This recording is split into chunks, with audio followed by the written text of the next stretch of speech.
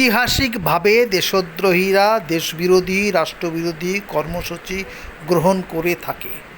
বারুইপুরের ক্ষেত্রেও তাই করেছে, নিজের চোখে দেখুন। আমি খবর পেলাম আজকের একদম ভোরের বেলা একটা 9 বছরের বাচ্চা, তাকে কয়েকজন দুষ্কৃতী যারা বিজেপির সমর্থক তারা কি তুলে নিয়ে গিয়ে রেপ করেছে, করে হত্যা করেছে, খুন করেছে। নাবালিকাকে পুকুরে ডুবিয়ে রেখেছিল।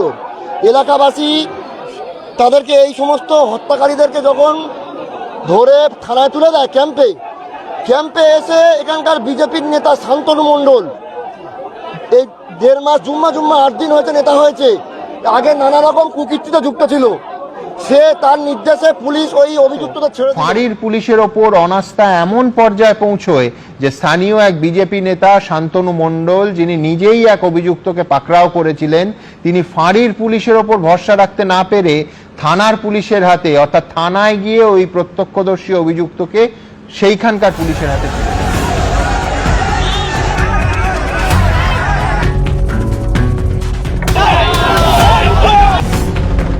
মব লিঞ্চিং করে যাকে ইন্দ্রজিৎ মণ্ডল প্ররোচনা, মিথ্যে খবর প্রচারের অভিযোগ দায়ের।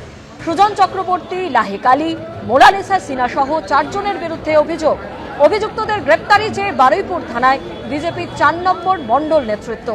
এবং খুনের ঘটনাকে কেন্দ্র করে বারুইপুরে সম্পূর্ণভাবে ল অ্যান্ড অর্ডার যারা ভাঙলো, পুলিশের গাড়ি জ্বালালো, একটা পুলিশ ক্যাম্প পুরো ভেঙে গুড়িয়ে দেওয়া হলো, রেল লাইন অবরোধ হলো এবং পিটিয়ে মারা হলো একজন নিরপরাধ মানুষকে। আমরা নিরপরাধ বলছি তার কারণ আজকে সেই মৃতার পরিবার সেই ব্যক্তিকে ক্লিন চিট দিয়ে গেছেন মুখ্যমন্ত্রীর কাছে।